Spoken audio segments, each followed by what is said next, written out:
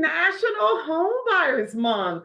So, welcome. Today, we are going to be talking attorneys. Do you need one or do you not need one? So, I have a special guest here. I'm going to allow him to introduce himself and then we'll get right into it. So, Okay.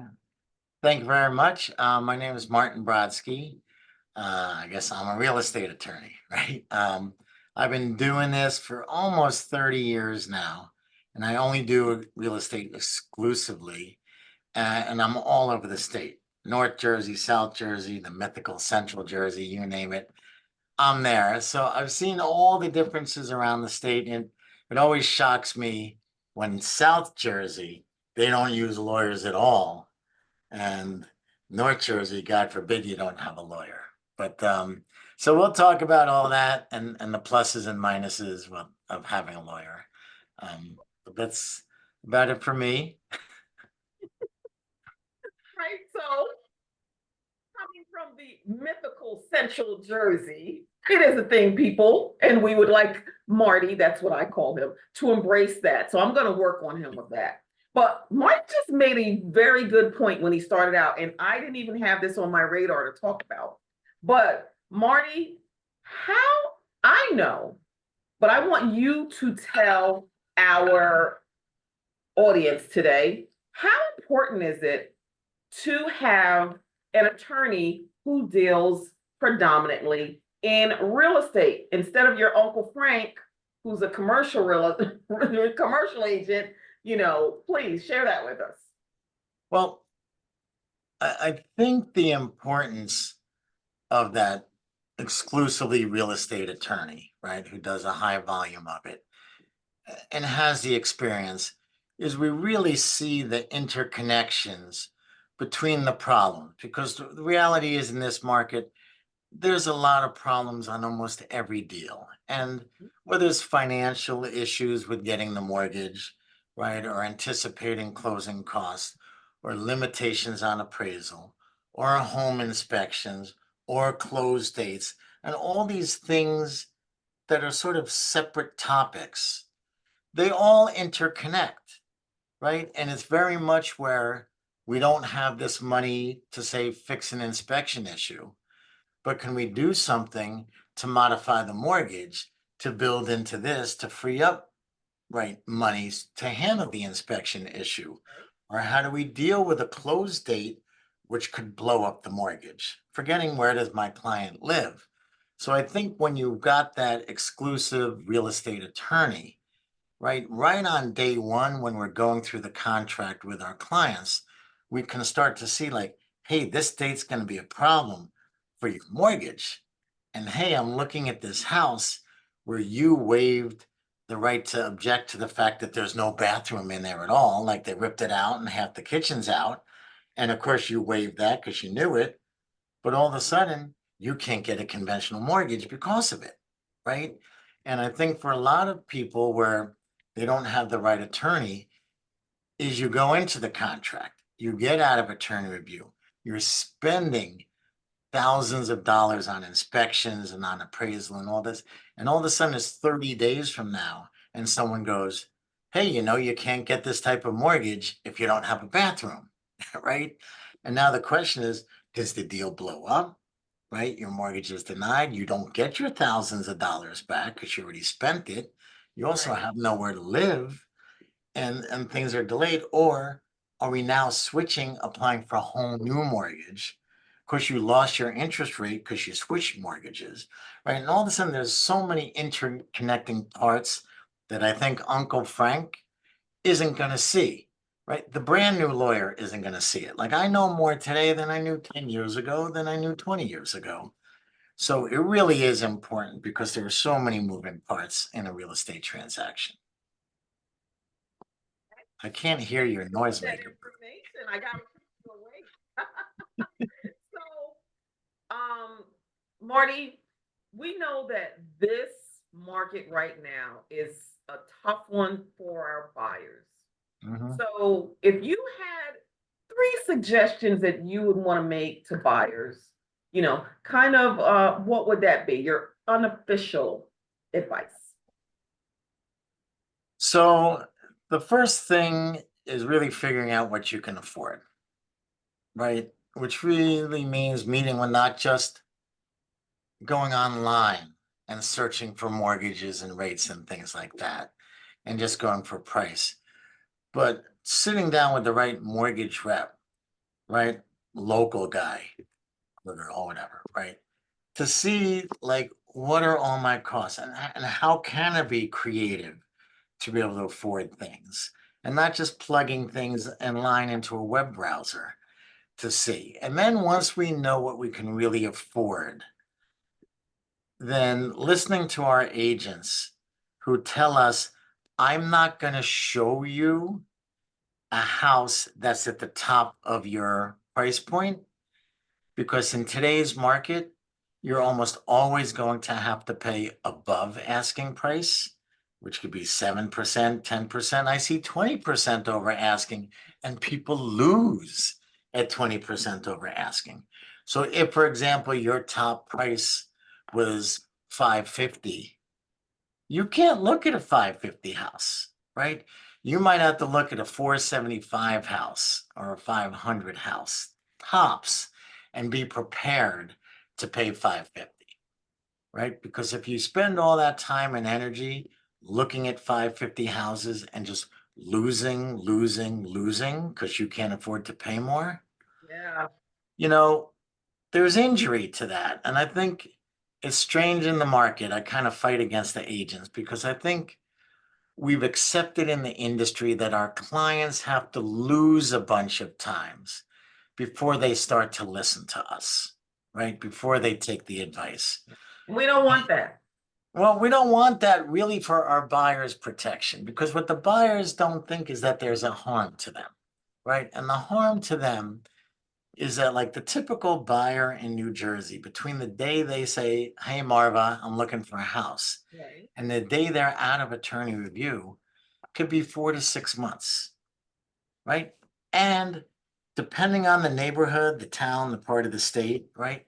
Prices went up 16% in for year over year, right? Right. Compared to a year ago, it's up 16%. So if it takes you 6 months extra to buy a house and you were looking at a $500,000 house, that house is now 8% more expensive. That's now a 540 house, right? Which you're now going to be expected to pay 600 to win that bidding war. So we can't. So there's a penalty, right?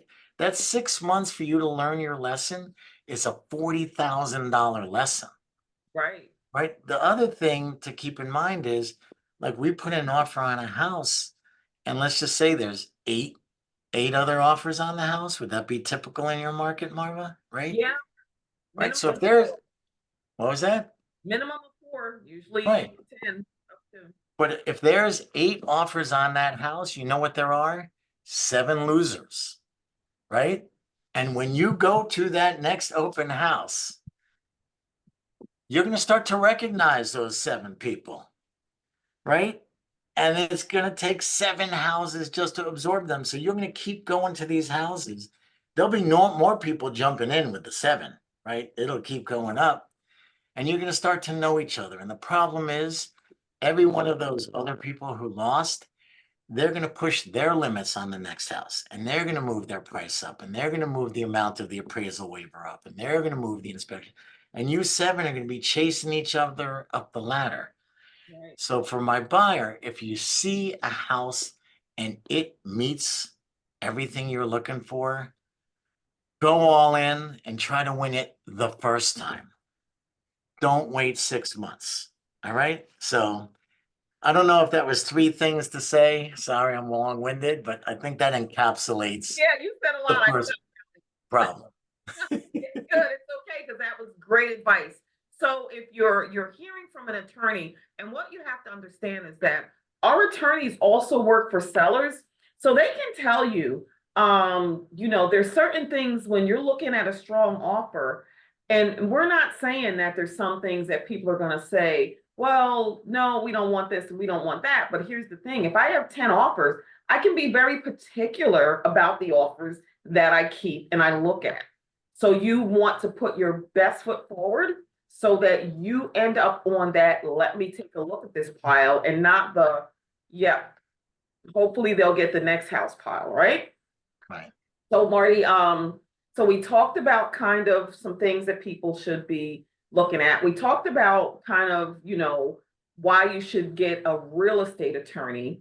So I want to say something, and then I'm going to pose another question to you. It's Okay. a part of our contract that says, I am not an attorney. So this is me, Marva, your realtor. I am not an attorney. I am not allowed to give you legal advice. I am not allowed to represent you as if I am an attorney. What I can do is give you information based on experiences that I have, and I will tell you that. But Marty, for these types of things, what's the importance of making sure that you get an attorney? And why would you recommend someone get an attorney? Because it's a little bit of an expense. And I think that's what people worry about. But why would you say it's a great expense for them to spend now? And if you want to, kind of Well, share like a worst case scenario, that would be fine I too. mean, again, listen, a lawyer, depending on the transaction, right? You're looking at 1,500 up to $2,000, right? Right. Lawyers, right?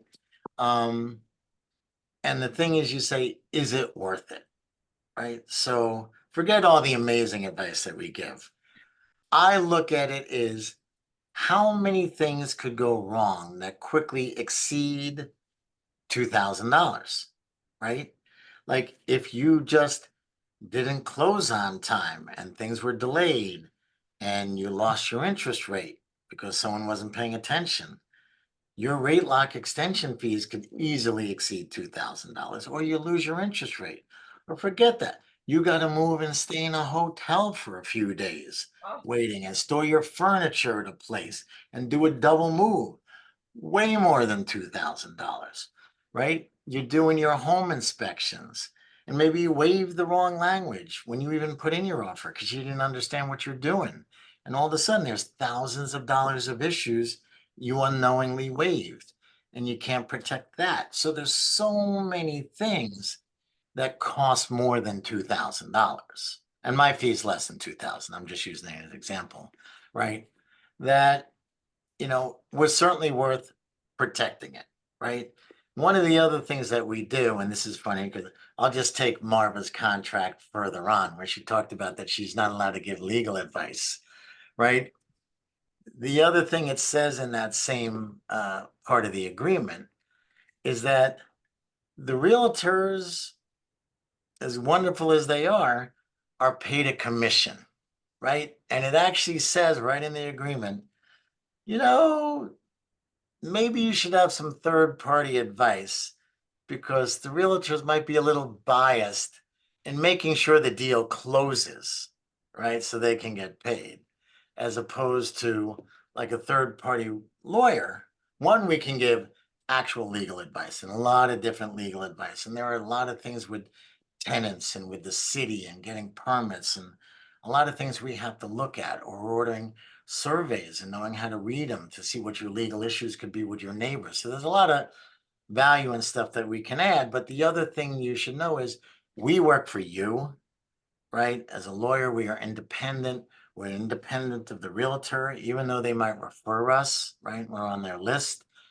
It's me and you, and we have privacy and confidentiality. And I'll give you the best advice that I can, even if it's not the best for the realtors, right? So that's another thing that just for comfort, when you're spending literally $500,000 is almost an entry point, but yeah. hundreds of thousands of dollars to buy a house. How would you not spend, $1,500 to $2,000 for someone to protect you from everybody, right? And the biggest person and the hardest job I have to protect you from is honestly you, right? You being the buyer or the seller, because when you're in the middle of something like this, which is so expensive and so stressful and everything else going on in Yeah.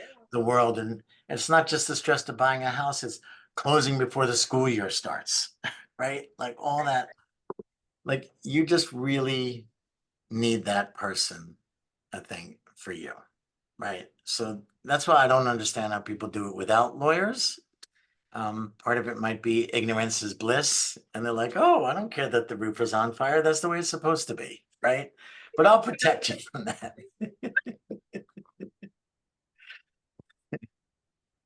Yeah.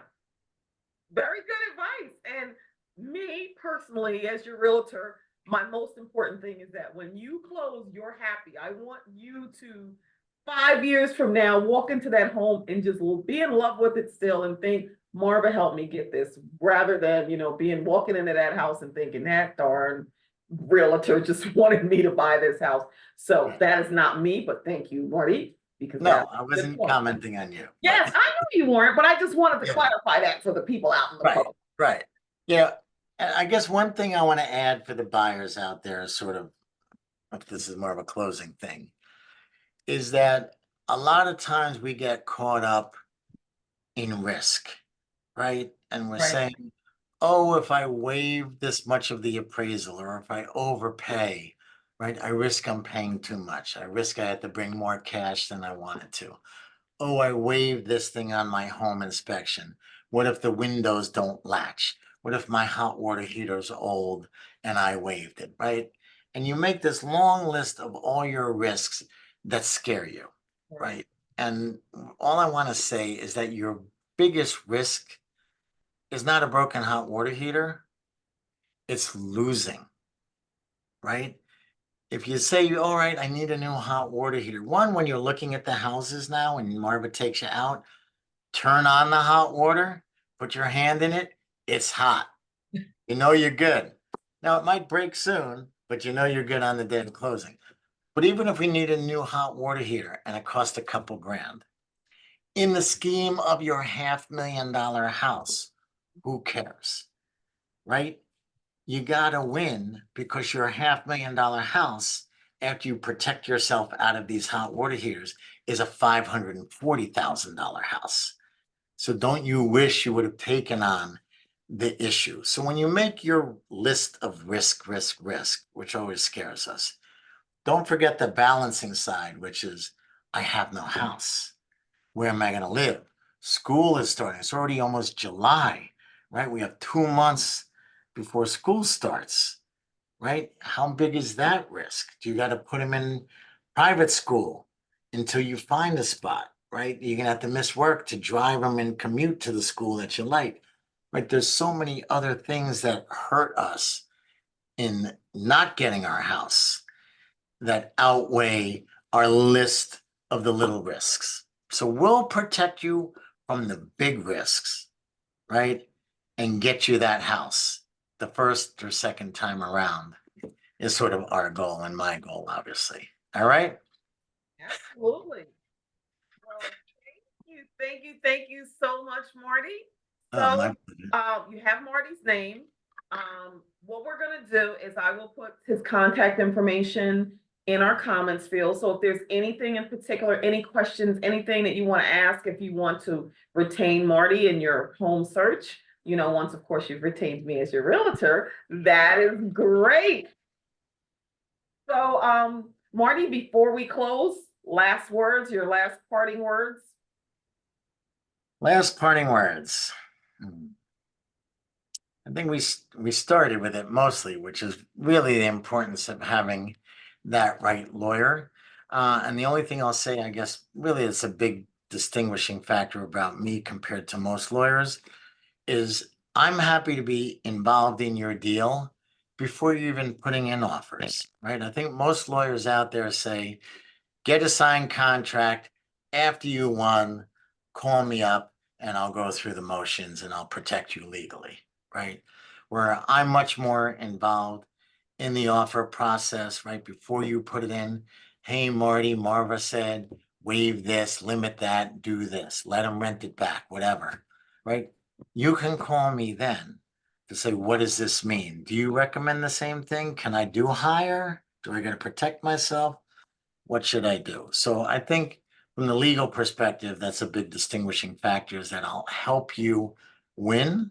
Not only will I protect you later, but I'll help you actually get that house in the first place. All right. Thank you. And I have to say to that, Marty has talked my clients through. And the great thing is that when you send an offer and it looks like you know what you're talking about, it makes your seller a lot more comfortable and puts you higher on that range because they know that you've done your research prior to making that offer. So we want to thank you for coming out My today and pleasure. taking the time to watch us. And Marty, did you want to say anything else? Because you started to talk. I don't want to cut you off if you got anything else.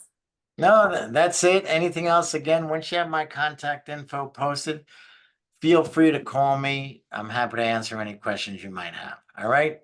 Excellent. So this is Marva Morris, your Central New Jersey Realtor, moving you forward. Have an awesome day and happy National Home Buyers Month. Bye.